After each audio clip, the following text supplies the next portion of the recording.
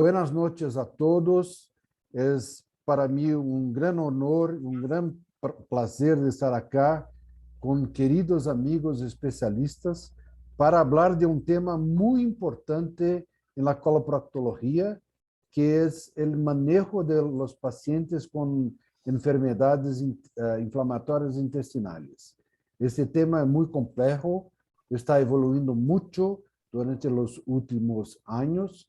Entonces, nosotros de la Fundación Angelita Haber-Gama escogemos grandes especialistas para estarem acá con nosotros en esta noche. Antes de presentarlos, me gustaría agradecer la colaboración de todos los miembros de la diretoría de la Fundación Angelita Haber-Gama, que foi criada algum tempo atrás para dar destaque a sua produção científica e também para disseminar conhecimento em nossa especialidade. A fundação está começando a ter caráter jurídico agora, pero hasta el momento é solamente um grupamento de médicos que temos este objetivo de disseminar toda a produção e tudo que a professora Angelita ha ensinado a todos os milhões de pessoas que estagiaram com ela acá em Brasil. Fazem parte desta diretoria eleita recentemente, juntamente comigo, de Brasil, Dr. Ricardo Escalante, que todos vocês conhecem, que é o vice-presidente. Os outros membros são Dr. Augusto Gomes, Dr. Ricardo Fretes, Dr. Ernesto Montenegro, a doutora Maria Cristina Sartor e também uma queridíssima amiga que colabora, ajuda muito e tem múltiplas funções, que é a doutora Ingrid Mello, conhecida de todos vocês, que está acá colaborando muito ativamente com nossa diretoria. E para começar esta mesa redonda, este simpósio de enfermidades inflamatórias, nós teremos hoje dois grandes especialistas e vamos começar com uma charla por Dr. Idiblan de Carvalho Albuquerque, de la cidade de São Paulo. Trabalha em um grande hospital acá, um dos maiores da cidade de São Paulo, o Hospital Heliópolis, e tem uma atividade didática muito grande, não somente em Brasil, mas uma atividade muito grande em la área de enfermidade inflamatória intestinal. E vai ser muito fácil para todos perceberem o grado de conhecimento, de expertise, de experiência que o Dr. Idiblan tem e uma didática muito boa também. Dr. Idiblan nos vai ensinar os trucos, como emplear os biológicos, que critérios para cambiá-los, e todo o que devemos saber para utilizar este tipo de tratamento em los enfermos. Dr. Idiblan, muitas graças por sua presença. Tu estás com a palavra. Graças. Fábio, boa noite a todos. É uma alegria muito grande participar desse simpósio numa sociedade médica tão importante para a região latino-americana. Então, mais uma vez, agradecer o convite na pessoa do professor Fábio Campos, que me honrou em representar o Hospital Heliópolis aqui na Grande São Paulo e a doença inflamatória intestinal brasileira. Sem dúvida nenhuma, a professora Angelita, como o Fábio já mencionou no início, é responsável pela formação de boa parte da coloproctologia, eu diria, latino-americana e, quiçá, mundial. Ela tem influência muito grande com todas essas pessoas. Eu tive a honra, nesse congresso lá em Foz do Iguaçu, na presidência da professora Maria Cristina Sarto, dar esse depoimento em homenagem à professora Angelita. No que diz respeito à doença inflamatória intestinal, a história da doença inflamatória intestinal, ela acompanha a história da humanidade, né? Se formos ver Já os papiros, na época de Hipócrates, já relatavam afecções inflamatórias. Sem dúvida nenhuma, a retocolite ulcerativa ela foi designada dessa forma na segunda metade do século XIX, e aí nós tivemos um hiato de tempo até a documentação e a primeira descrição oficial da doença de Crohn em 1932, por Crohn e colaboradores. Sem dúvida nenhuma, nessa linha do tempo, vejam vocês, eu gostaria de chamar a atenção do tratamento da doença inflamatória intestinal, que ainda hoje tem como um dos principais grupos de medicamentos anti-inflamatórios não hormonais, aqui representado pelos aminosalicilatos. A sulfasalazina, a mesalazina, tanto na forma via oral como nos compostos que são administrados via retal. E esse uso vem lá dos anos 40 do século passado. E, evidentemente, que o tempo passou, houve uma melhoria nos equipamentos de diagnóstico, nós tivemos lá nos anos 60 o desenvolvimento dos aparelhos de colonoscopia, surgiram revoluções importantes nos métodos de diagnóstico e, finalmente, nós entramos no que nós consideramos a era moderna. E o que foi a era moderna? Foi, sem dúvida nenhuma, o estudo da genética, o mapeamento do genoma humano e, no caso da doença inflamatória, foi a introdução do que nós conhecemos como terapia biológica. Nós saímos da terapia convencional e partimos para a terapia biológica. Antes de falar especificamente do tratamento, eu gostaria de chamar a atenção de um aspecto que eu acho fundamental, né? Já que o tratamento é tão efetivo com os biológicos, você tem que ter certeza do diagnóstico. E o diagnóstico de doença inflamatória intestinal nem sempre é tão fácil na prática clínica. E, por isso, eu costumo dizer que ele é baseado num tripé.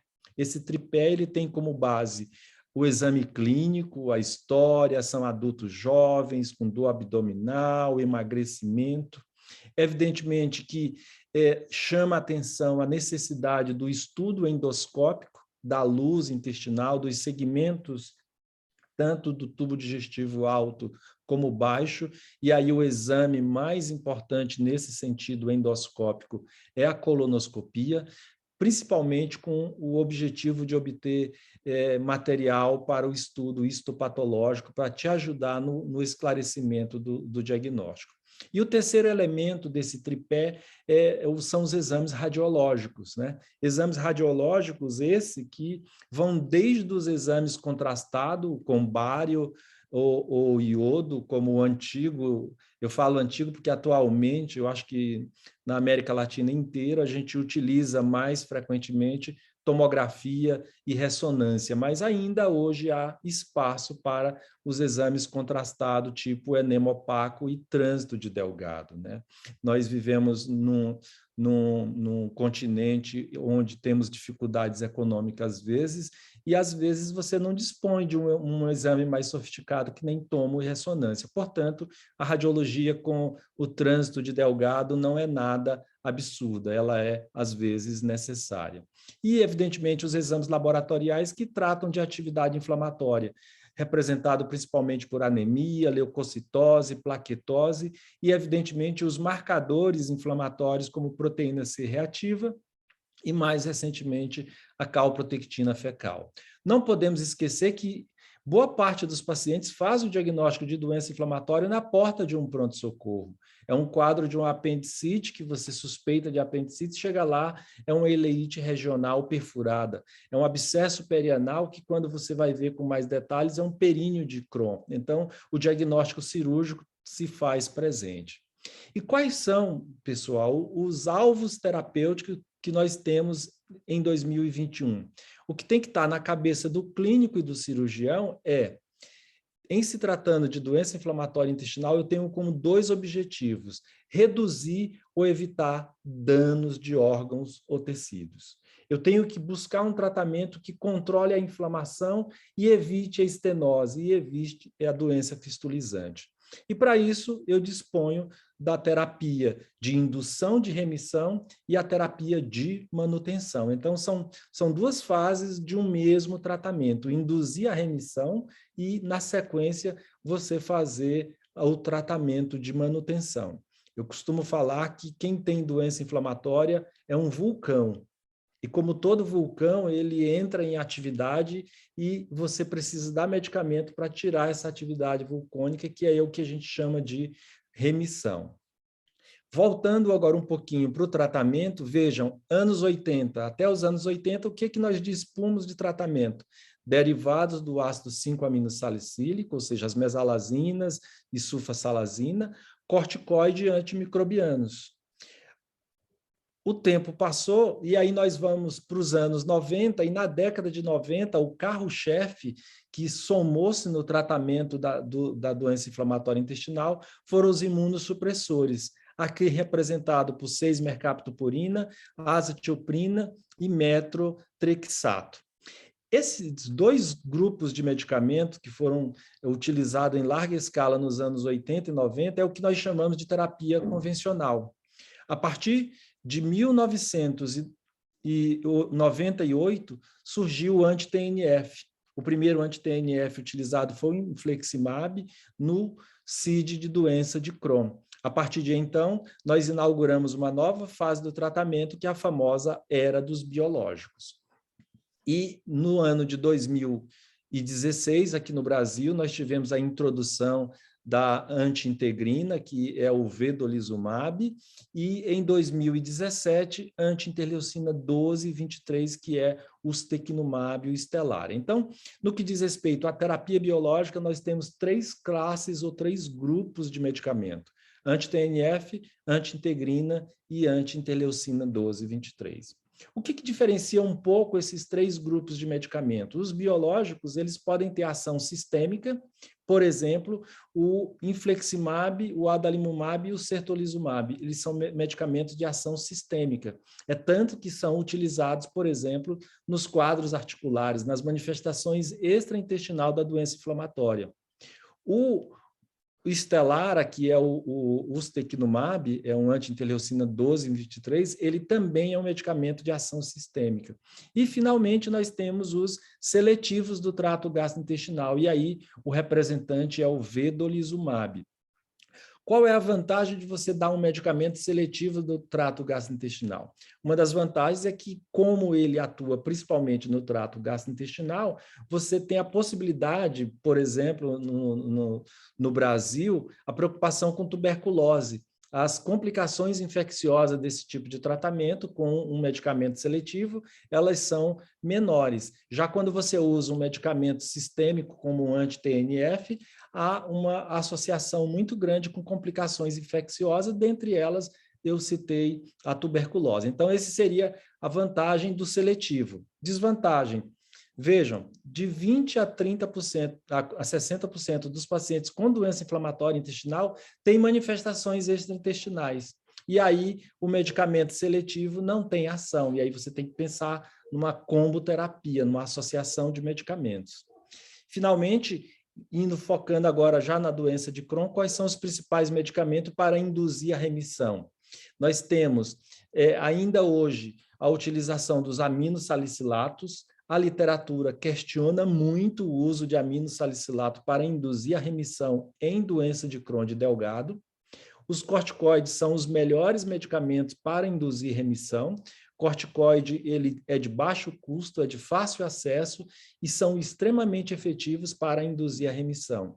De 6 a 8 semanas de 40 mg de meticortem, você consegue induzir a remissão na grande maioria dos pacientes. E, finalmente, a terapia biológica, que pode ser utilizada para induzir a remissão. Na manutenção, nós temos que pensar em imunossupressor e terapia biológica. Lembrem-se, imunossupressor não é utilizado para induzir remissão, ele precisa de 2 a 3 meses para entrar em ação de forma efetiva. Então, não pense em utilizar imunossupressor para induzir remissão, e sim na fase de manutenção. Em relação à retocolite ulcerativa, aí sim, eu gostaria de chamar a atenção e enfatizar a importância dos aminosalicilatos. Sulfasalazina, mesalazinas, tanto via oral como via retal, são importantíssimos na retocolite ulcerativa, para induzir e fazer a manutenção da remissão. Os imunossupressores, eles também têm o seu papel, assim como a terapia biológica. Então, no arsenal terapêutico, nós temos que pensar em medicamentos que vão induzir a remissão e fazer a manutenção. O que a literatura fala em relação a isso? Aqui agora eu já estou esquecendo a terapia convencional e estamos indo para a terapia biológica. Anti-TNF, eles induzem remissão, fazem manutenção, e no que diz respeito à doença fistulizante, por exemplo, perianal, o anti-TNF que tem os melhores resultados e a maior experiência mundial, sem dúvida nenhuma, é o infliximab. Os outros agentes biológicos, como anti-integrina e anti-interleucina, eles também induzem remissão e são importantíssimos na manutenção. E um outro alvo que eu gostaria de chamar a atenção de vocês é a cicatrização de mucosa. Outrora, nós nos contentávamos com melhora dos sintomas. Hoje, nós temos que buscar a cicatrização de mucosa. E todos os grupos de biológicos induzem e levam à cicatrização de mucosa. Em relação à retocolite ulcerativa, esse padrão se mantém mais ou menos o mesmo, com ótima atuação tanto de anti-TNF, anti-integrina e anti-interleucina 12 e 23. Agora, a questão que fica é, olha, eu tenho anti-TNF, anti-integrina e anti-interleucina. Qual produto eu vou usar? Nós temos que levar em consideração que a indicação dos agentes biológicos é doença inflamatória intestinal moderada a grave, que não responderam à terapia convencional, e convencional, lembra, é corticoide, imunossupressor, ou que tiveram efeitos colaterais do uso de corticoide, por exemplo. Tiveram efeitos colaterais com o uso de imunossupressor. Essa é a indicação de agente biológico. Além disso, eu tenho que levar em consideração alguns outros aspectos. Por exemplo, a idade dos pacientes. Eu tenho que levar em consideração as manifestações extraintestinais. Como eu comentei anteriormente, se eu tenho um paciente com manifestação extraintestinal, eu não vou fazer um anti-integrina, eu não vou fazer o vedolizumab, porque o efeito não será tão adequado. Eu tenho que levar uma outra coisa em consideração, pessoal, o custo do medicamento, né? Nós vivemos num momento tão difícil em relação aos aspectos econômicos, e o custo deva ser levado em consideração quando você vai escolher um agente biológico. Evidentemente, a via de acesso, a via de administração e a preferência do paciente. Alguns pacientes preferem a via subcutânea, outros preferem medicamento de via endovenosa. Qual é o benefício real de utilizar agentes biológicos? Vejam vocês que a era biológica levou a uma redução do número de cirurgias em estudos populacionais. Essa publicação de 2017 já reporta isso, uma redução do número de pacientes operados com doença inflamatória intestinal. É claro que eu acho que ainda temos que fazer alguns ajustes para o melhor momento de usar o biológico. Em relação à retocolite ulcerativa, para vocês terem uma ideia, outrora, antes dos biológicos, mais de 30% dos pacientes eram submetidos à colectomia, e isso caiu bastante com o advento da terapia biológica. Tanto que no Eco de Viena, em 2013, um gastro tomou a liberdade de dizer que, de fato, a bolsa ileal com anastomose do canal anal à bolsa havia morrido em função da presença de um efetivo tratamento clínico. É claro que isso foi uma brincadeira de congresso, mas, sem dúvida nenhuma, o número de cirurgias diminuiu bastante. E, rapidamente, só para ilustrar, eu vou apresentar um caso clínico, um garoto com sepse pélvica perineal, 17 anos, em janeiro de 2017. Foi feito, então, o tratamento da sepse com drenagem cirúrgica, antimicrobiano de largo espectro, e após 30 dias de tratamento e controle da sepse, foi introduzido terapia biológica, associado, evidentemente, com o imunossupressor. No caso aqui, foi utilizado o infliximab. Eu vou pular no tempo, e aqui nós já estamos em junho de 2018. Vejam vocês, uma completa cicatrização de mucosa e uma pequena resíduo de uma fístula que foi feita, então, uma fistulotomia. chama a atenção de vocês o aspecto da mucosa no reto, totalmente cicatrizada. E certamente será comentado na sequência que esse é um momento de você pensar em fazer um tratamento definitivo, a ausência de inflamação na mucosa do reto. Aqui é um close dessa imagem, uma aproximação, e agora em março de 2019, uma remissão perineal completa, mostrando realmente o benefício da terapia biológica, que ele está fazendo comboterapia com azathioprina e infliximab. Caso clínico 2, às vezes você recebe um doente com indicação cirúrgica. Você não se convence muito bem que, do ponto de vista clínico, aquele paciente tem indicação. E aí eu vou chamar a atenção da importância do exame de imagem. Essa paciente estava utilizando anti-TNF com azathioprina, na dose de 100 mg, azathioprina, e veio com indicação cirúrgica. Eu fiz uma avaliação, não me convenci que o quadro clínico tinha indicação cirúrgica, e eu pedi, então, um exame de imagem. O exame de imagem é esse que vocês estão vendo aí, e vai aparecer, a partir de agora, uma atividade inflamatória importante no ilho terminal. Então, se eu tenho no exame de imagem um predomínio de inflamação e o quadro clínico não é tão exuberante, há espaço para você otimizar o tratamento. E o que eu sugeri para esse paciente, fiz um relatório para a gastroenterologista pedindo que otimizasse o agente biológico e ajustasse a dose do imunossupressor. E para finalizar o caso 3, um paciente jovem, 23 anos de idade, com um quadro de abdômen agudo, vejam vocês aí, parece uma hérnia inguinal encarcerada, quando na verdade é um abscesso em região inguinal. O exame de tomografia confirma esse achado de um abscesso. Foi feita a drenagem e, após a drenagem, instituído antimicrobiano e, evidentemente, como o paciente evoluiu muito bem, nós programamos de forma eletiva o tratamento cirúrgico. Aqui está o espécime cirúrgico, né, mostrando, de fato, uma fístula do ilho terminal com comunicação com a parede abdominal. E aí, nesse momento, eu vou tomar a liberdade de apresentar aí uma equipe de exímios cirurgiões, conhecido internacionalmente. E aqui você vê uma pessoa muito importante na doença inflamatória brasileira, que é a doutora Magali, que fez muitos alunos, muitos discípulos por alguns anos de trabalho no Hospital das Clínicas, e, evidentemente, os cirurgiões comemorando o êxito cirúrgico. E aqui a foto do professor Miguel Regueiro discutindo, mas se o paciente foi operado nessa condição, com a doença penetrante, o que eu devo fazer no pós-operatório? Eu tenho, sim, que pensar em terapia de manutenção no pós-operatório.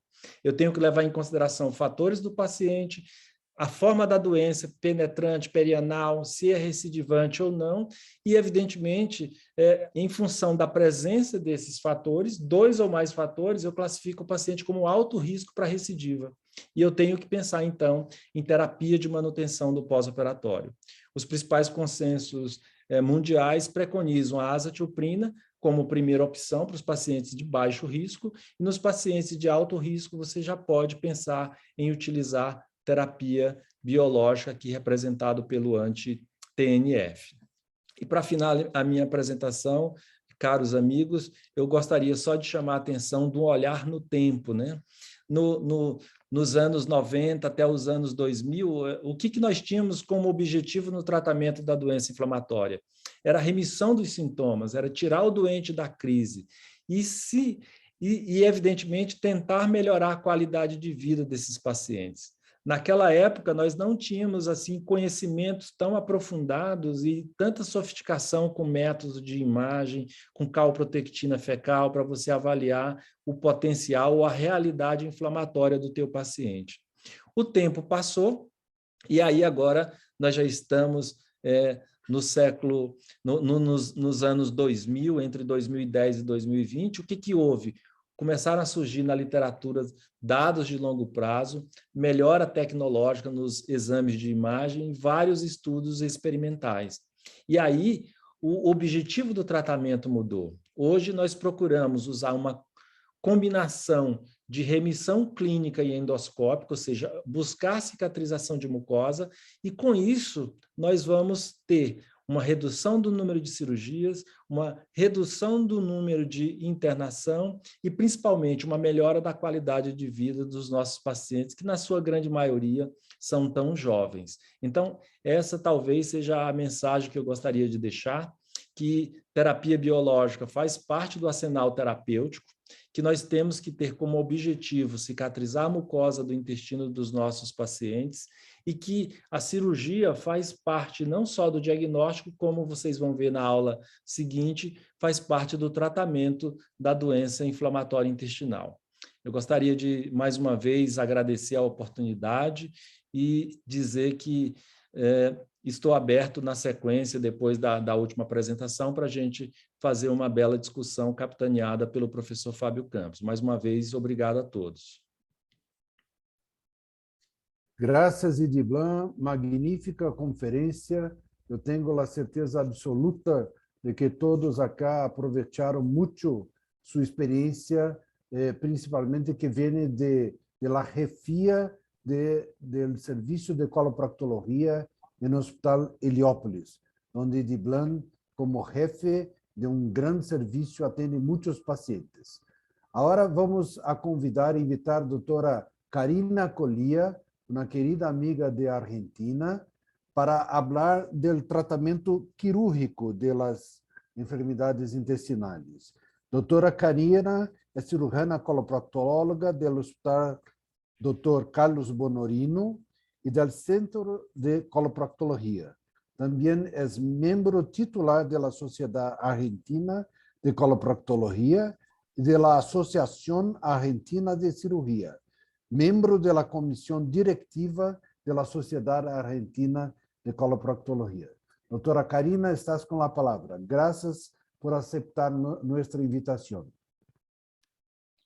Doctor Fabio, agradezco mucho la invitación, la verdad que es un honor para mí poder participar y poder dar una conferencia luego del doctor Idiblan, la verdad que fue excelente, doctor, lo felicito. Bueno, comenzando con la charla, el doctor Campos me pidió algunos tips especiales acerca de los conceptos actuales en la cirugía de las enfermedades inflamatorias intestinales. En primer lugar, como ustedes ya saben, las enfermedades inflamatorias intestinales, en especial la enfermedad de Crohn, afecta desde la boca al ano, pudiendo tener múltiples localizaciones. Por lo tanto, debemos hacer una buena aproximación preoperatoria, como ya ha dicho el doctor, con endoscopía alta y baja, esta última con una ilioscopía, de elección es la enteroresonancia para evaluar el intestino delgado. Y la verdad que, como bien dijo el doctor, en países como el nuestro, Argentina en particular, con la gran disparidad de recursos, el colon por enema doble contraste y el tránsito de intestino delgado continúan teniendo un lugar importante. En cuanto a la enfermedad de Crohn, es una enfermedad que es altamente recidivante. Se estima que alrededor de un 30 o un 49% pueden presentar recidivas quirúrgicas a los 10 años, por lo tanto debemos ser muy conservadores, no solo con el intestino, sino también con la pared abdominal, porque a pesar de los continuos avances en el tratamiento, los pacientes pueden requerir ostomías, ya sean solamente temporarias o definitivas, y por otro lado debemos evitar el síndrome de intestino corto. Lo que se intenta siempre y la premisa es hacer incisiones medianas cuando utilizamos un abordaje convencional. En la actualidad el abordaje laparoscópico está teniendo bastante auge, pero debemos ser muy veraz en lo que decimos. No todo cirujano puede hacer un abordaje laparoscópico. Este tiene que estar reservado para centros especializados en enfermedades inflamatorias y en el abordaje laparoscópico.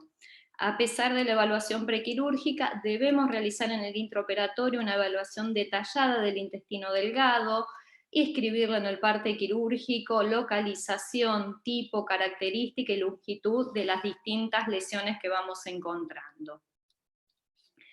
La verdad que la resección de intestino, las resecciones grandes de intestino no han demostrado ni disminuir las recidivas, ni tampoco inhibirlas. Por lo tanto, siempre debemos ser cautos en las resecciones y hacerlas limitadas.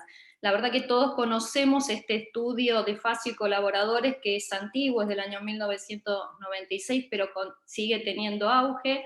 Él comparó dos grupos, uno con resección de márgenes de 12 centímetros versus márgenes de 2 centímetros, y si bien hay diferencias en la tasa de recurrencia, estas no son significativas. Por lo tanto, los márgenes de resección deben ser limitados.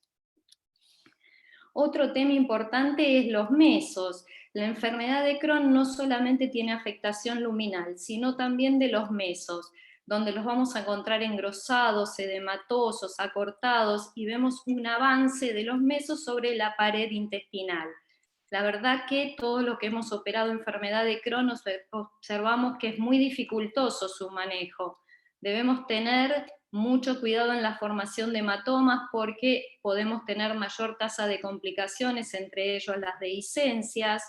Los selladores vasculares, si bien en cirugía por otras patologías han solucionado y han acortado mucho el tiempo de ligadura de los mesos, no es así en la enfermedad de Crohn, donde el sellado no siempre es completo, puede dar lugar a sangrados y también a la formación de hematomas. Si estamos realizando una cirugía abierta, aún es válido hacer la ligadura de los mesos con clamps o ligaduras escalonadas, y por vía laparoscópica tenemos como un buen arma para ligar los vasos, son las suturas mecánicas vasculares. Se ha descrito o se sugiere al meso como un factor para mayor riesgo de recidivas. ¿Y en qué se basa esta pregunta o esta hipótesis? En que cuando uno ve el intestino con enfermedad de Crohn, observa que en las zonas de mayor afectación tenemos un mayor envolvimiento por parte del meso de la pared intestinal.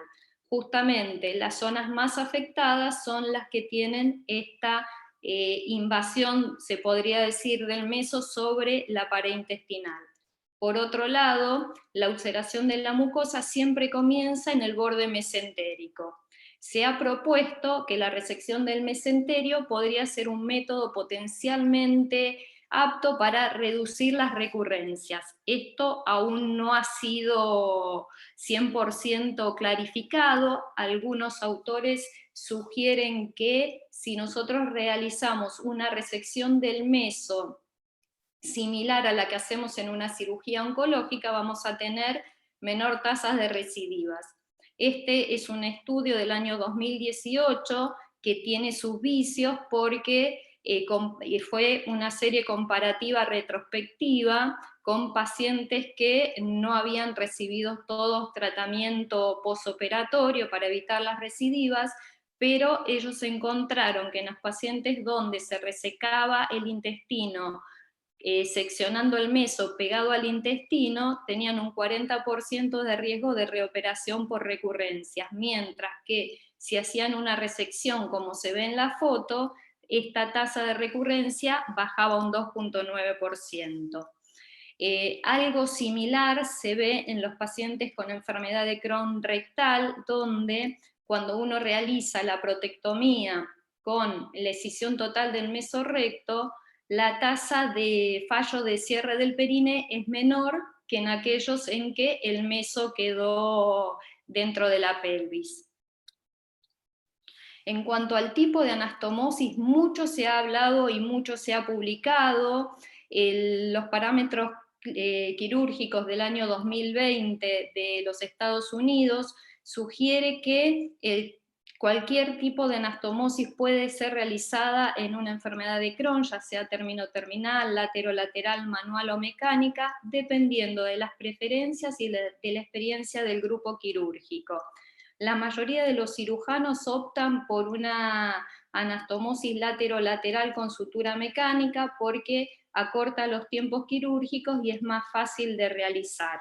Ahora bien, existen trabajos como el de Similis y colaboradores que no encuentran diferencias en cuanto a la tasa de recurrencias cuando compararon suturas término-terminal versus laterolateral o lateroterminal, pero sí una mayor tasa de dehiscencia en aquellos pacientes en los que se realizó sutura término-terminal. Una revisión más reciente de la Cochrane no ha mostrado diferencias en la tasa de dehiscencia con los distintos tipos de anastomosis en 264 pacientes con enfermedad benigna, entre las que se incluía enfermedad de Crohn. En un intento por disminuir las tasas de recidivas, se ha descrito una nueva técnica de anastomosis, que es la cono-S anastomosis. Esta se basa en la sección con suturas mecánicas de la lesión, con cierre de los extremos y después una sutura manual entre ambas suturas terminales mecánicas. Esto le da una columna que sostén a la anastomosis, que evita su distorsión y podría disminuir el riesgo de las recidivas. Después se hace una apertura longitudinal y una anastomosis con un cierre transversal. Katsuno en el 2015 encontró una sobrevida libre de recurrencia, o publicó, mejor dicho, una sobrevida libre de recurrencia a 5 y 10 años cercana al 98%.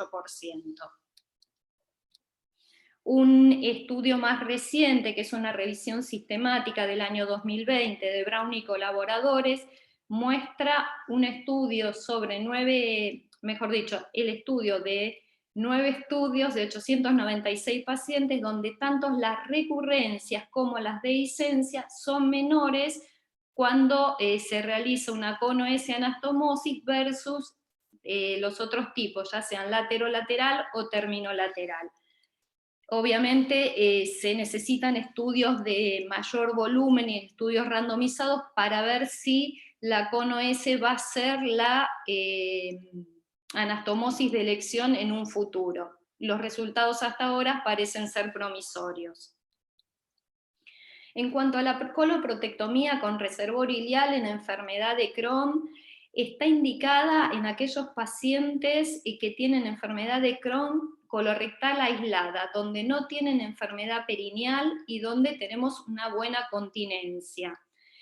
Panis y colaboradores fue uno de los primeros grupos en publicar sus resultados, presentando a 10 años una tasa de persistencia de la bolsa del 90%, bastante cercana a lo que sucede en la colitis ulcerosa. Ahora bien, ¿todos los pacientes con enfermedad de Crohn tienen los mismos resultados? No. Aquí vemos una tabla donde muestra distintos estudios y los resultados de retención del reservorio, encontrando que en aquellos pacientes en que se le hace ad hoc un pouch a un paciente con diagnóstico de enfermedad de Crohn, pero altamente seleccionados, la tasa de persistencia del reservorio es mayor al 90%, a pesar de que sí también tiene más complicaciones como estenosis y fístulas. Pero cuando el diagnóstico de enfermedad de Crohn, cuando el pouch se hizo en un paciente y el diagnóstico de enfermedad de Crohn se hizo a través de la pieza quirúrgica o varios años después, la tasa de persistencia del reservorio disminuye muchísimo, sobre todo en aquellos pacientes que tienen Crohn de novo en el reservorio, donde las tasas de persistencia no superan el 60%. ¿Qué pasa con la coloprotectomía con reservorio ileal en la colitis ulcerosa? Continúa siendo la cirugía de elección, porque erradica la enfermedad colónica, mantiene la continencia y evita una ileostomía definitiva. La cirugía puede ser realizada en 1, 2 o 3 tiempos. La cirugía en un tiempo o las cirugías sin ileostomías, que es la coloprotectomía con la confección del pouch ileal en una sola etapa, la verdad no se realiza de rutina, lo usan centros altamente especializados y en pacientes muy, muy seleccionados. La mayoría de los grupos continuamos realizando la cirugía en 2 y 3 tiempos. En 2 tiempos es un primer tiempo la coloprotectomía con reservorio ileal, protegiéndola con una ileostomía que se cierra entre los 3 y los 6 meses, y la cirugía en 3 tiempos, donde en un primer tiempo realizamos la colectomía subtotal, en un segundo tiempo la protectomía y la confección del reservorio protegido por una ileostomía, y posteriormente el cierre de la misma. ¿De qué depende que elijamos hacer una cirugía en 2 o 3 tiempos? De varios factores. Entre ellos, vamos a hacer una cirugía en 3 tiempos en los pacientes que están en mal estado nutricional, los pacientes anémicos, los pacientes córticos dependientes, los pacientes que están, cuya indicación quirúrgica fue la colitis tóxica o el mecacolon tóxico, los pacientes que tienen más de 20 miligramos días de prednisona por al menos 6 semanas, los inmunosupresores y los agentes biológicos es controvertido. En nuestro grupo, si se puede, se hace un washout de los mismos de 2 o 3 semanas para luego operar al paciente. Otra de las premisas para realizar una cirugía en 3 tiempos es disponer de un equipo que no esté entrenado, que haya sucedido algo en la cirugía, como puede ser sangrado, que nos parezca que la anastomosis va a quedar a tensión, por lo tanto no debemos hacerla, o que ha sucedido alguna contaminación. En cuanto a los detalles técnicos, debemos destacar que para realizar una anastomosis sin tensión se debe tratar de que la zona anastomosar llegue al borde inferior del pubis. Por lo tanto, se debe disecar el meso hasta la emergencia de la arteria mesentérica superior, y si esto hace que a pesar de ello la zona anastomosar no llegue al borde inferior del pubis, se pueden realizar ligaduras vasculares. En cuanto a la disección del recto, se puede realizar por vía abdominal o por vía transanal, puede ser cercano a la pared del recto, por fuera de la fascia propia del recto. Esta última es más utilizada últimamente porque es más fácil de realizar y porque se transecciona una zona que es avascular. Se debe liberar el recto por sus 4 caras hasta alcanzar el plano de los elevadores, y es de elección poder progresar en el plano interesfintérico en la parte superior del conducto anal. En cuanto al cierre del recto, este se hace con sutura mecánica, y en algunos casos, como pueden ser las pelvis estrechas, en que esto se hace dificultoso, uno podría vertir el recto como vemos en la foto, pero para esto vamos a tener que hacer una disección cercana al recto, porque si no, no vamos a poder evertirlo con todo el mesorrecto. O lo que ha descrito en el año 2019 el doctor Spinelli y colaboradores, que es la sección transanal rectal con después una anastomosis simple stapler. Debemos recordar que el muñón debe ser corto, no tiene que tener un muñón de más de 1 centímetro. ¿Por qué? Porque tenemos más riesgo de malignización si es muy largo y mayor riesgo de cufitis. En cuanto a la bolsa ilial, la mayoría de los grupos elegimos la confección del reservorio en forma de J, porque se usan menor cantidad de asas para su confección, es más sencillo y tiene excelentes resultados funcionales, que al año se equiparan con bolsas de mayor tamaño. Es, como podemos ver, fácil de realizar. Se utilizan las últimas 2 ramas iliales, las cuales se anastomosan en forma lateral con 2 disparos sucesivos de sutura lineal cortante, y luego se coloca el yunque en la punta, como vemos en la última foto, para anastomosarlo a 1 centímetro como mucho de la línea de las criptas. El abordaje laparoscópico es indudable, que es el abordaje de elección en la colitis ulcerosa, por el mejor resultado cosmético, una menor alteración del estado corporal, la morbilidad y la mortalidad son al menos comparables con el abordaje abierto, y una menor tasa de infertilidad. En cuanto a la iliorectoanastomosis, era una alternativa en los años 50-60, donde la cirugía era la coloprotectomía con iliostomía definitiva. Con el advenimiento del reservorio ilial, esta pasó nada más a tener indicaciones precisas, tales como aquellos pacientes que presentan un recto sano, que esto se ve solo en el 1 o 2% de los pacientes, en pacientes que tienen un cuadro sugestivo de una colitis indeterminada, donde no hay displasia, tenemos una adecuada compliance rectal y tenemos una adecuada continencia. Las guías internacionales también sugieren que puede ser utilizada en mujeres en edad fértil. El gran problema de la iliorectoanastomosis es que el recto persistente continúa teniendo riesgo de cáncer, por lo cual debe ser seguido estrictamente, y por otro lado podemos tener gran necesidad de tratamientos tópicos locales. En cuanto a la cirugía en la urgencia, para terminar, si bien se puede realizar una coloprotectomía total con ileostomía definitiva, esto es eventual. Uno en general utiliza esta cirugía para aquellos casos en que hay una hemorragia masiva en la que el recto forma parte de la misma, o en aquellos pacientes en que se ha perforado el recto. La cirugía de elección en la urgencia es la colectomía subtotal con ileostomía Allogroup. Hay algunos tips importantes a tener en cuenta, como que debemos preservar la arteria iliocólica, porque después vamos a tratar de recanalizar al paciente confeccionando un reservorio ilial. También conservar la arteria sigmoidea distal, ya que la mayoría de los grupos realizamos una fístula rectosigmoidea suprapúbica. Algo que debemos hacer también es seccionar el ilion terminal pegado a la válvula iliocecal, cercano sin dejar ilion terminal en la pieza quirúrgica. Y un dato importante es confeccionar siempre una iliostomía evertida, porque si no le creamos un gran problema al paciente con las lesiones asociadas a una iliostomía mal realizada. El muñón del recto es otro desafío. Si el paciente presenta un recto que está sano, que está poco comprometido, se puede cerrar en la cavidad abdominal a la altura de la plica peritoneal, pero debemos tener en cuenta que una apertura del mismo puede dar lugar a peritonitis, y esto se da en alrededor del 13% de los casos. Una alternativa es cerrarlo en el tejido celular subcutáneo, ya que de abrirse se va a abrir al tejido celular, y abriendo la piel se exterioriza la infección.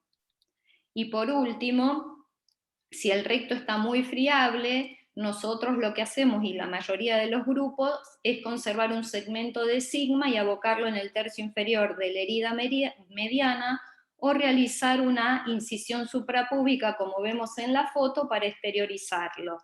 Es importante destacar que no se debe movilizar el recto, porque si no, cuando vamos a realizar la protectomía y el pouch ilial, la cirugía se hace mucho más dificultosa. Muchas gracias. Gracias, Karina. Su presentación fue también magnífica. Nosotros tenemos muchos asuntos ahora para discutir.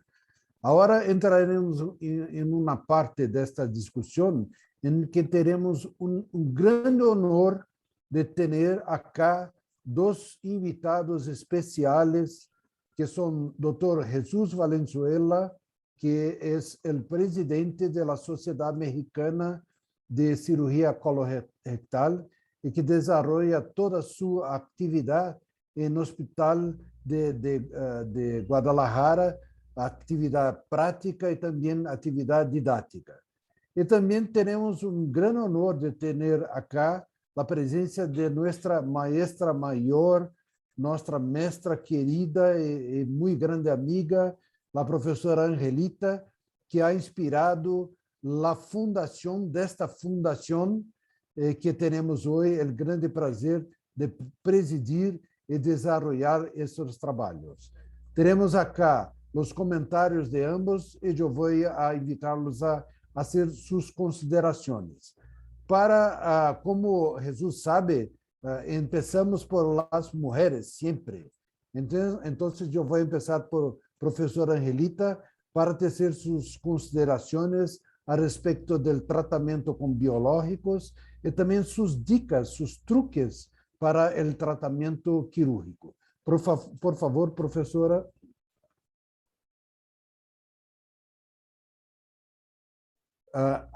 Tiene que ligar el micrófono. No estamos escuchando. Precisa ligar o microfone abaixo à esquerda. Sí, ahora. Puedes hablar.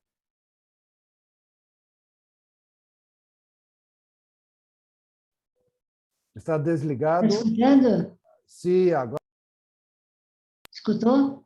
Sim, Sim, mas a senhora tirou a sua por imagem. supuesto. No, Coloque a sua imagem também. yo quería apenas cumprimentá-los. Eu estou hoje como ouvinte, estou como ouvinte participando desse fantástico, dessas fantásticas apresentações. Hoje eu não falo, eu só escuto. Então, estou aqui para escutá-lo.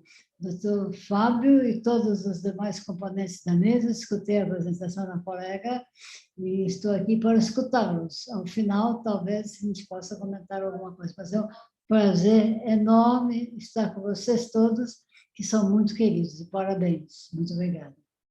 Segue Perfeito, avante. professora. Um grande prazer tê-la aqui conosco Sim, e sou ouvinte. será um prazer ouvi-la, então, no final. Então, eu pido agora a Jesus para tecer suas considerações do tratamento clínico e também quirúrgico. Hola, muy buenas tardes y buenas noches a otros. Pues un placer estar aquí. Gracias por la invitación. Lo triste aquí en este caso es que después de dos magníficas intervenciones, pues bueno, nos queda muy poco en poder explicar o agregar algo extra. Mas, sin embargo, bueno... Jesús, ¿tú puedes hablar un poquito más alto? Un poquito más alto.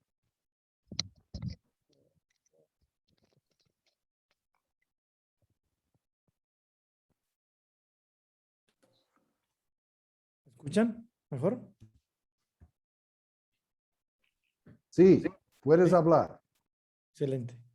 Bueno, gracias por la invitación. Es un placer estar aquí con estos acompañantes en este panel.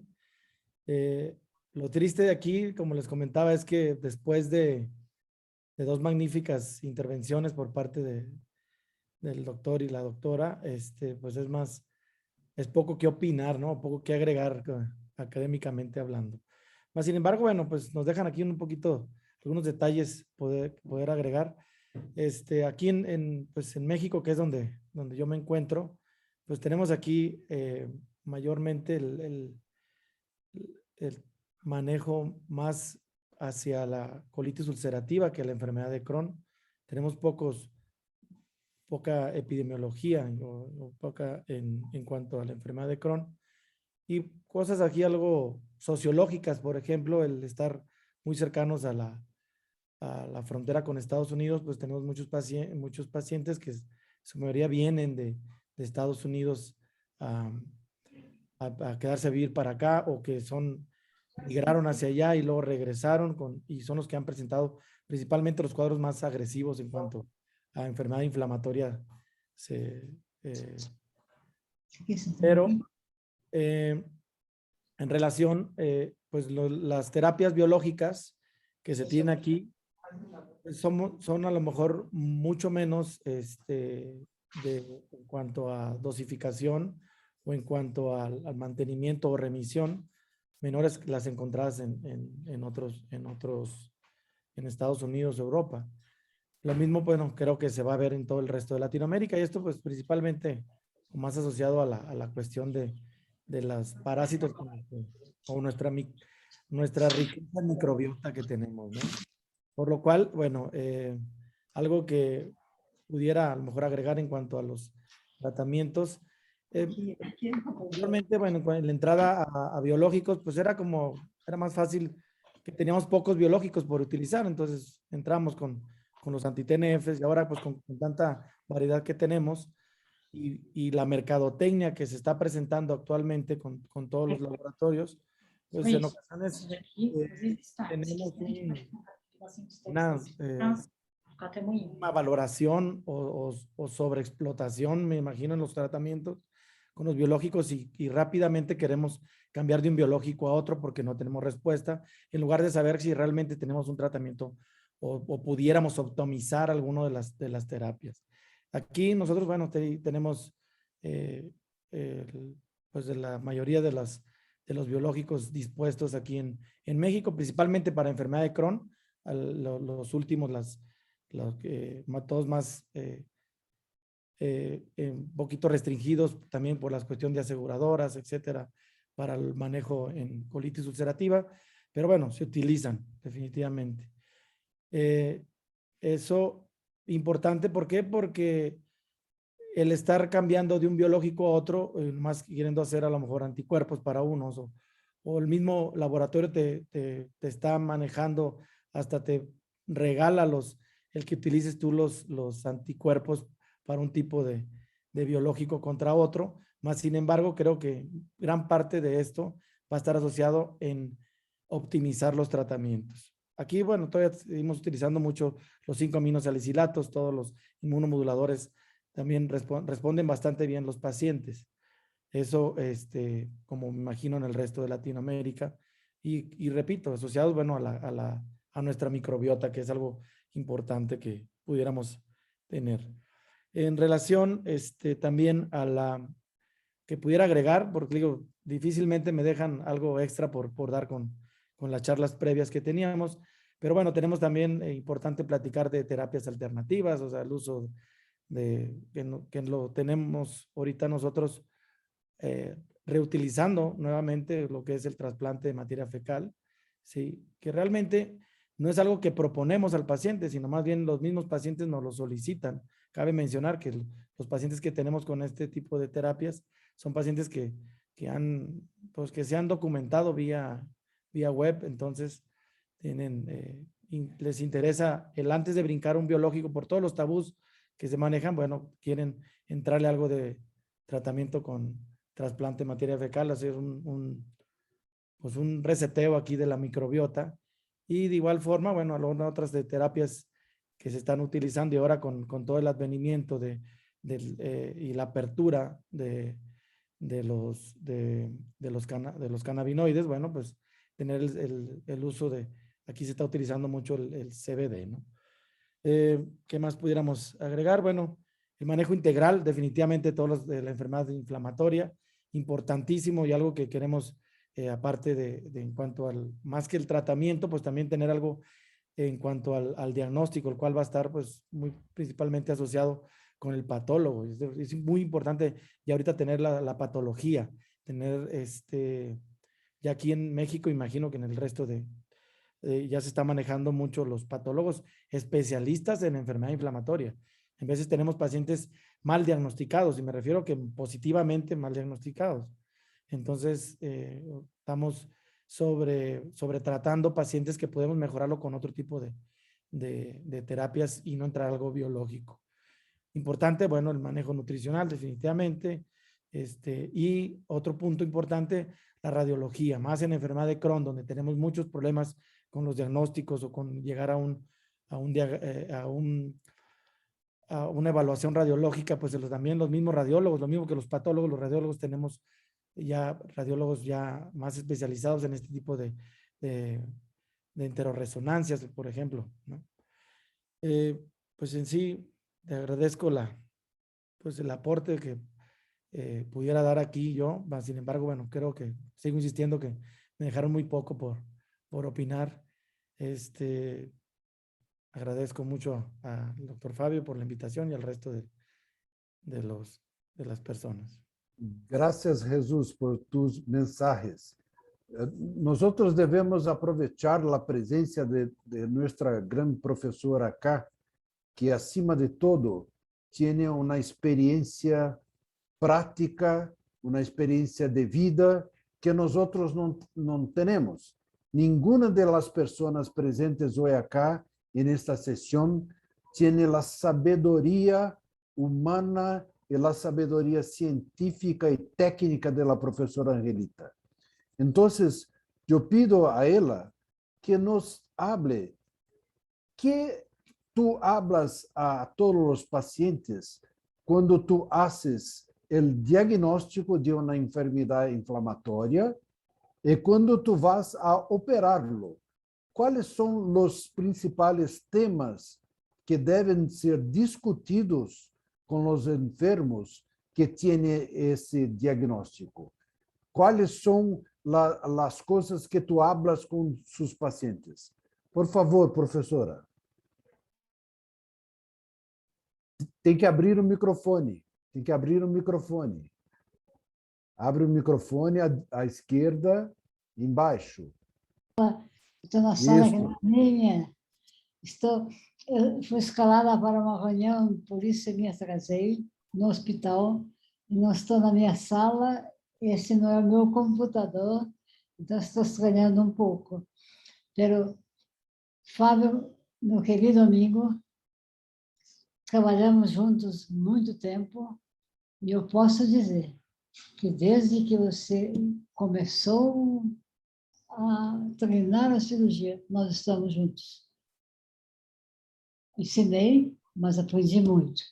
E todos os que passaram conosco, eu queria dizer aos amigos da América Latina, a todos que fizeram a Fundação Angelita da Gama, eu continuo agradecendo muitíssimo, porque eu sou extremamente chegada aos meus amigos brasileiros, ex-discípulos, e também estendo essa amizade e admiração pelos meus amigos da América Latina. Amigos da Venezuela, do Equador, do Chile, da Argentina, são tantos que passaram conosco, mas foram períodos de alegria e intercâmbio de conhecimentos. Se eu ensinei, eu aprendi muito. Mas eu queria dizer que as doenças inflamatórias sempre me atraíram muito.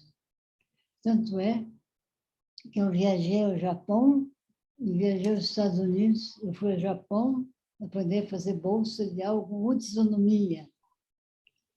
Fui aos Estados Unidos, fui ao Canadá, aprender a fazer bolsa ideal, com Zane Cohen e com muitos outros de Minnesota. Lá aprendi a fazer a bolsa ideal. Quando opero um doente, quando tem um doente com doença inflamatória, a primeira mensagem que eu tenho para dizer para ele é dizer: olha, você é portador de uma doença desagradável, depende de você voltar a procurar auxílio médico com uma frequência enorme, que sai definitivamente. Eventualmente, você precisará de uma operação.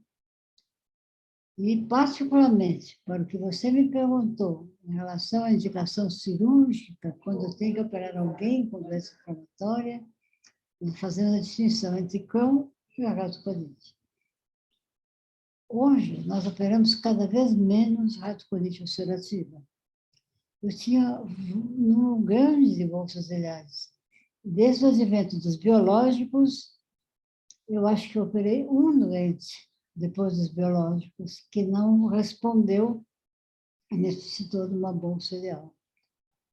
Os demais, com retocolite ulcerativa, eles respondem bem aos biológicos, e quando não, nós com muito gosto fazemos uma bolsa ciliar, porque a bolsa ciliar na retocolite ulcerativa é uma operação fantástica, uma operação que substitui a ileostomia definitiva e progressivamente a gente se adapta. Eu sou uma fã incondicional para doentes com retocolite, da proctocolectomia total com uma ileostomia definitiva. Em relação à doença de Crohn, claro, já foi dito, eu acredito que se for uma doença de cólon, não há outra solução, e às vezes acabam, muitas vezes, uma proctocolectomia. E eu queria dizer que uma vez eu já fiz bolsa ciliar para uma doença de Crohn, porque o doente não tinha a doença perineal. E esse doente evoluiu muito bem. E eu estou seguindo esse doente há mais de 10 anos, tratando a doença de Crohn, e ele mantém a bolsa. Mas é claro que a gente tem que alertar, e por isso que o Fábio perguntou, as consequências funcionais das nossas operações. Mas hoje existe essa palavra que chama resiliência. Um doente que tem uma doença que demanda medicamentos, quando eles vão ser operados, a gente os orientando muito bem, eles suportam as sequelas de um tratamento cirúrgico, porque pondo numa balança entre um tratamento clínico definitivo e uma cirurgia, para quem é portador de uma retocolite ulcerativa, eu acho que não há termos de comparação. Eu acho que, mesmo com os biológicos, se o doente necessitar tomar muito remédio e não responder suficientemente, há indicação para a bolsa ciliar, porque o resultado da bolsa ciliar é melhor porque a manutenção desses doentes a vida inteira com medicamentos que não vão curar a doença, vão contemporizar a doença. Em relação à doença de Crohn, vamos voltar à doença de Crohn, uma doença muito mais complexa, porque nós sabemos que as cirurgias conservadoras para cólon resultam num índice mais alto de recidivas. Bolsas ileais são contraindicadas por doença de Crohn. Eu fiz um doente, mas ele sabia da possibilidade de um dia retirar a bolsa. Mas eu acho que contemporizar com uma cirurgia, também se o doente toma muito remédio, não vale a pena. Então, mesmo a doença de Crohn, se a gente pudesse fazer uma cirurgia, sempre que possível, fazer cirurgia. Se for uma doença de Crohn pequena, modesta, que vá da sua linha terminal ou uma parte do colo, eu acho que as cirurgias parciais são indicadas, porque contemporizar cirurgicamente é melhor do que manter o doente também com altas doses de medicamentos, que não são eficazes. A gente, como cirurgião, tem que dar esperança sempre para os doentes. Eu sou muito otimista com os meus doentes. Então, talvez uma maneira, um resultado do meu sucesso com os meus doentes é porque eu transmito um otimismo com eles.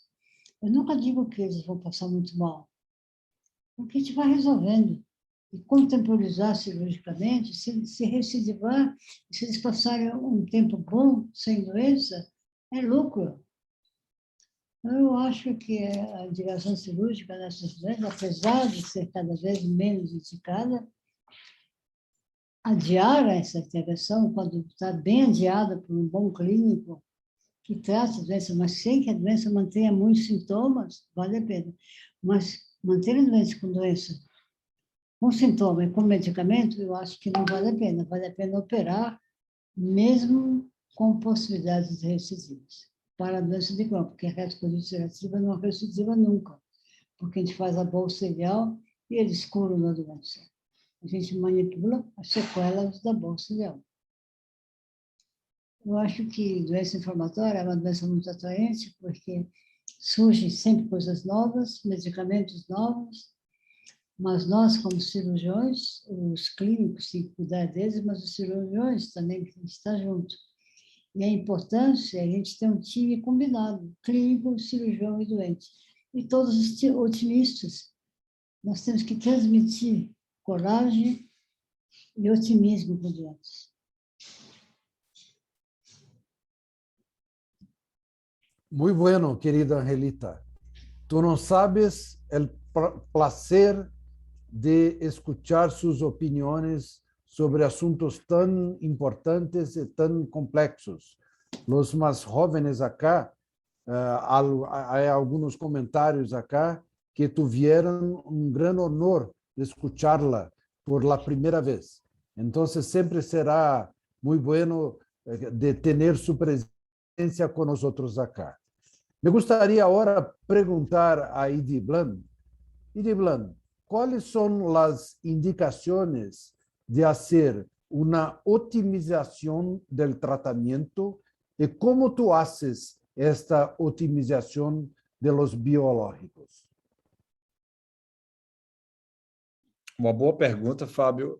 Antes de responder a tua pergunta, eu só queria complementar uma coisa que o Jesus falou e que a doutora Angelita também comentou, que eu acho que é fundamental, né? Os exames por imagem, eles melhoraram muito, né? E outrora, e o próprio Crohn falava da ileite regional, e hoje a gente sabe que tem muito Crohn de jejuno, muito Crohn de ilho médio, e, portanto, eu fico muito preocupado quando eu vejo, na prática clínica, pacientes que a gente assume o diagnóstico pela história clínica, de emagrecimento, jovem, um exame radiológico sugerindo doença inflamatória, porém a gente tem uma colono normal ou uma endoscopia digestiva alta normal, e a gente assume que esse paciente tem a doença de Crohn, de Delgado, e vai fazer o uso de terapia biológica. Eu acho que, nesse contexto, o cirurgião tem que pensar na abordagem cirúrgica para a gente ter o diagnóstico histológico, né?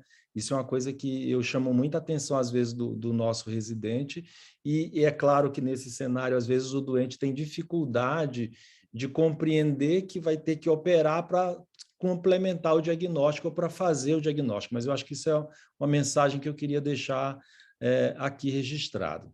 Em relação à tua pergunta, Fábio, se o paciente está usando, por exemplo, um anti-TNF, e ele entrou em remissão e está em remissão, e ele começa com atividade inflamatória, você tem que pensar, em primeiro lugar, se de fato aquilo é atividade inflamatória. Eu tenho que descartar, nesse momento, complicações infecciosas. Citomegalovírus, clostrídio, eu tenho que ver se o paciente não está com Covid, o quadro abdominal de diarreia é, por exemplo, uma virose, como o Covid-19. Então, esse é um aspecto, descartar complicações infecciosas e do próprio tratamento. Em segundo lugar, de fato, sendo uma perda de resposta que a gente chama de secundária, né? Secundária porque ele estava bem e entrou em crise. Então, sendo uma perda de resposta secundária, nós temos que pensar em, inicialmente, otimizar o tratamento. E a otimização, por exemplo, de um anti-TNF, no caso do infliximab, que é 5 miligramas por quilo de peso, você pode dobrar para 10 miligramas por quilo de peso, mantendo o mesmo intervalo de tempo de 8 em 8 semanas, ou manter 5 miligramas e encurtar o intervalo para 4 em 4 semanas. Evidentemente que toda vez que um paciente entra em atividade inflamatória, ou seja, ele começa a perder resposta, eu sempre imagino que nós temos que reavaliar se esse paciente não é cirúrgico. Como a própria professora comentou ainda agora há pouco, o cirurgião ele tem que estar muito atento aos sinais de que talvez seja melhor, ao invés de otimizar um tratamento num paciente que já tem um exame de imagem mostrando estenose com fibrose, eu, ao invés de otimizar ou trocar de biológico, indicar um tratamento cirúrgico. Então, eu acho que essa é a grande questão. Perfeito, grande resposta. Eu ia a perguntar a Karina um aspecto de uma pessoa acá de Peru que perguntou em que momento o cirurgião tem que pensar em cirurgia. Pero Idiblan ha respondido parcialmente essa pergunta. Então, me gostaria de perguntar a ti quais são os critérios clínicos, radiológicos e bioquímicos em que o cirurgião tem que se basear para indicar uma cirurgia. E também me gostaria de perguntar, tu tens, por exemplo, um paciente com enfermidade de Crohn, de hilo terminal, e que tu pensas de fazer um tratamento quirúrgico direto ou emplear os biológicos? Esta ideia está sendo estudada agora, pero me gustaría saber su opinión al respecto de esto, por favor. Bien, bueno, en primer lugar, en cuanto a cuándo debemos operar un paciente, como bien dijeron todos los predecesores, tenemos que tomar las conductas en el grupo interdisciplinario. Y ya es un poco medicina personalizada, vamos a ir a ver al paciente y seguirlo durante todo el tiempo, especialmente los pacientes que ingresan por guardia. Los pacientes con un megacolon tóxico no vamos a esperar demasiado. El paciente con un megacolon tóxico, si no mejora desde dentro de las 24 horas, se debe tomar una conducta quirúrgica, que es la colectomía subtotal. Vamos a ver el colon dilatado en el diámetro del colon transverso mayor a 5.56 centímetros. Los pacientes que ingresan con colitis tóxica, también vamos a hacer una expectación armada junto al gastroenterólogo. Los pacientes que empezaron muy jóvenes, que tienen una afectación muy severa, una afectación muy extensa, van a tener mayor riesgo de requerir una cirugía. Especialmente aquellos pacientes que tienen una proteína C reactiva elevada constantemente, también es un signo que nos tiene que alertar a que probablemente sea quirúrgico. Que el paciente empiece con dilatación colónica es un signo de mal pronóstico también. Son todos estos datos que tenemos que tener en cuenta para tomar una conducta quirúrgica en la urgencia. Déjame aprovechar acá una pregunta importante. ¿Cómo valorar los niveles de PCR en un paciente para su diagnóstico y también en su seguimiento? ¿Y cuáles son los niveles que tú tienes que considerar un cambio de expectativa, un cambio de conducta? Con una proteína C reactiva mayor a 200, ese paciente sabemos que no va a ser respondedor y que tiene altísimas chances de ser quirúrgico. Es el paciente que más nos va a llevar a la cirugía. ¿Hay alguna diferencia, por ejemplo, Idiblan, para la dosaje de PCR, si el paciente está utilizando vedolizumab? Es distinto del paciente que utiliza infliximab. Yo tengo que valorar los niveles de PCR de maneira distinta ou não? Não, Fábio, na prática, o nível de PCR ele é um marcador de atividade inflamatória inespecífico, né? E, portanto, ele sofre mudanças as mais diversas possíveis. De qualquer maneira, a gente utiliza, e isso eu acho que é importante a gente deixar claro, né? Que o paciente, quando está em atividade inflamatória, é evidentemente que o PCR está alto, e como já foi anteriormente comentado, PCR acima de 20 na retocolite ulcerativa, esses pacientes têm até 15% de chance de colectomia em 2 anos. Então, isso é uma coisa que a gente tem que levar muito em consideração, elevados níveis de proteína C reativa. Porém, contudo, nem sempre, por exemplo, a proteína C ela sofre alteração com o uso de corticoide. E isso a gente tem que levar em consideração. Então, é o conjunto que vai determinar. Mas qual a importância de um marcador que nem a proteína C reativa ou a calprotectina fecal? Se ele está alto no início, você induz a remissão, o paciente está na fase de manutenção, e esses exames caem ao longo do tempo, e por algum motivo ele começa a subir, isso é um sinal, é que nem lá na área oncológica, né, quando você usa o CEA, não como um diagnóstico, mas como um acompanhamento, ele começa a subir, você tem que pensar em investigar aquele paciente no sentido de localizar o local da inflamação. E isso hoje é utilizado para você tentar ajustar a dose de medicamento. Ok. Jesus, eu vou aproveitar a sua presença aqui para saber, tu disse que a nutrição do paciente com enfermidade inflamatória é muito importante. Me gostaria saber também os cuidados com antibióticos e com antitrombóticos que tu tienes que tomar com todos os pacientes que são operados por enfermedad inflamatoria. No, principalmente, sí, al momento, va a depender qué le hiciste al paciente o por cuál fue la razón. Pues es muy diferente a un paciente que está haciendo un síndrome oclusivo por algo de estrecheces intestinales a un paciente que se perforó, ¿sí? Por lo cual, el manejo nutricional va a depender de igual forma si hiciste anastomosis o si hiciste un estoma derivativo, donde a lo mejor no requiere un manejo nutricional parenteral inmediato, pero sí el manejo nutricional por medio de terapia enteral. Y en cuanto a los antibióticos, pues sí, nos podemos ir hasta carbapenémicos principalmente cuando tenemos ya un paciente que tuvo una perforación, pero en ocasiones cuando solamente tenemos algún problema de estrechez y que fue una cirugía relativamente electiva, porque estaba ocluido, más sin embargo no estaba perforado, no manejamos esquemas amplios de antibiótico ni por mucho tiempo tampoco. Ok.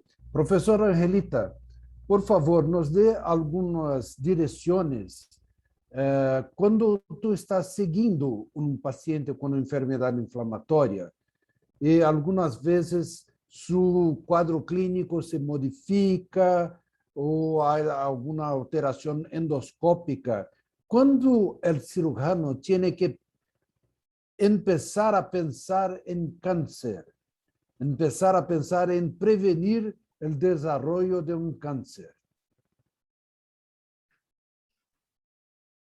Pero eu não entendi bem a pergunta. Quando as alterações endoscópicas de colonoscopia... Endoscópicas e clínicas, como que o paciente chama a sua atenção para que a senhora comece a pensar que ele pode ter um câncer? Quais são essas alterações? Primeiro, a idade do doente. Se for um doente jovem, a gente já vai... Esse pensamento é muito mais distante. Se for um doente na idade de a gente fazer prevenção de câncer, se o doente tiver qualquer alteração de peso, se tiver qualquer dor abdominal, tiver febre, a gente, se tiver um CEA, que a gente faz um CEA aumentando, que embora o CEA não seja um marcador para o tumor em si, mas um marcador para as metástases, eu acho que nesses doentes que acima, que tem 40 anos, a gente, apesar do doente ter doença inflamatória, a gente tem que pensar em fazer a prevenção e fazer o rastreamento com colonoscopia. O doente, se tiver cólon, a gente não foi operado, a gente tem que fazer rastreamento. Se tiver na idade do rastreamento. Eu acho em um enfermo com displasia de alto grado, com colitis ulcerativa, tu haces uma proctocolectomia total com um reservatório? Não, só por atipias, não. Eu creio que só por atipias, não. Depende de uma série de fatores. Depende da idade do enfermo, depende dos sintomas que o enfermo tem, porque só a presença de displasias severas eu não indico, salvo se o doente, além das atipias, estiver naquela faixa... Desculpe. É seu celular. Desculpa, estou fora de sala. Desculpe, é um pato. Desculpe. Se o doente estiver na faixa etária de fazer prevenção... Olha, apesar de tudo, apesar de todas as vezes, muito trabalho, muita coisa, hoje nós trabalhamos muito, felizmente, eu sou dotada de bom humor. Então, rir, para mim, é a maior facilidade da minha vida. Então, eu levo tudo com bom humor. E eu transmito esse bom humor e meu otimismo para os doentes. Eu sempre estou dando esperança para os meus doentes. Mas, voltando à endoscopia, eu acho que a gente não pode só pensar na displasia em si. Se for um doente que está com sintomas, se for retocolite ulcerativa, se for um doente sintomático, se ele estiver na faixa de fazer prevenção, a gente tem que seguir com colonoscopia, mas seguir minuciosamente, cada 6 meses a primeira, se não der nada, 1 ano, ou no mínimo cada ano, porque se for numa faixa etária mais avançada, há 40 anos adiante, a gente tem que seguir rigorosamente, com displasia, tem que seguir mais de perto. Agora, se for menino de 15, 20 anos, apesar da displasia, você vai fazer a colonoscopia dependendo dos sintomas. Acho que os sintomas são muito importantes. Só a displasia não me convence muito. Perfeito. Essa é a opinião dos clínicos e dos endoscopistas. Jesús, ¿tú quieres hablar? ¿Levantaste la mano? Sí, nomás como agregado pues a la cuestión de cuando se piensa en la cuestión de un cáncer o algo premaligno o maligno ya en el paciente con enfermedad inflamatoria, es importante, bueno, el tener una muy buena endoscopía realmente. O sea, tener un buen aparato, definitivamente, que tenga todos los aditamentos para poder detectar lesiones vía cromoendoscopía para poder tomar unas mejores biopsias, por un lado. Porque en ocasiones podemos pensar que está todo bien o a lo mejor queremos ser un poquito menos agresivos en tomar las múltiples biopsias que debemos estar tomando, pero con las herramientas nuevas que se tienen por vía endoscópica, al tener una cromoendoscopía, una buena cromoendoscopía con un macro magnificación de lente, pues bueno, el tomar las biopsias adecuadas, eso nos va a determinar pues el poder llegar a alguna lesión premaligna, o sea, en este caso una displasia severa, o hasta una lesión ya, un carcinoma in situ ahí, un adenocarcinoma in situ. La diferencia, bueno, es que en algunos lugares o en partes de Latinoamérica el coloproctólogo no hace la colonoscopía, lo hace a lo mejor el gastroenterólogo. Pues aquí nosotros, bueno, sí tenemos la posibilidad de poderlo estar haciendo y dar el seguimiento y ya tienes un enfoque directo con tu paciente. Pero en ocasiones, pues también cuando no se tiene cuando no se puede hacer la colonoscopía, podemos tener mucha comunicación con tu endoscopista para ver que realmente haga una endoscopía de calidad para una buena toma de biopsias y no requerir pues, no, pues, el número de biopsias innecesarias que se tengan que hacer, sino las necesarias y directas, como comentario extra. E Diblan, tu queres comentar, por favor? Eu queria só acrescentar, Fábio, que na retocolite ulcerativa, essa associação com adenocarcinoma, ela tem que levar em consideração o que a professora já comentou, a idade do paciente, o tempo de doença, eu acho que é um outro fator muito importante. Após 8 anos de doença, essa possibilidade aumenta. E um outro aspecto muito importante é a extensão da doença, né? Uma coisa é você ter uma retosigmoidite. A chance dessa retosigmoidite evoluir com adenocarcinoma, ela é bem menor do que o paciente que tem uma pancolite. E, evidentemente, que o outro, talvez um dos importantes aspectos, é a intensidade da inflamação. Quanto mais inflamação, maior a associação com adenocarcinoma. Portanto, é necessário, após 8 anos de doença, uma vigilância mais intensa nesse tipo de paciente. Ok, eu perguntei isto porque, recentemente, eu he operado uma enferma de 25 anos que tenía colitis ulcerativa desde los 8 años de edad. Estaba un poquito sintomática y ella ha hecho el diagnóstico de displasia severa a los 18 años de edad. Entonces, ella veio para atender conmigo a los 25 con cáncer. Esta es la razón. Tú tienes que pensar en diversos aspectos para tomar la decisión final. Bueno, amigos, estamos encerrando esta sesión. ¿Tú quieres hablar, Karina? El micrófono, por favor. Micrófono. Solo acotar que otro de los factores de riesgo es la colangitis esclerosante primaria, que no debemos pasarla por alto porque multiplica el riesgo. Sí, por supuesto. Bien lembrado.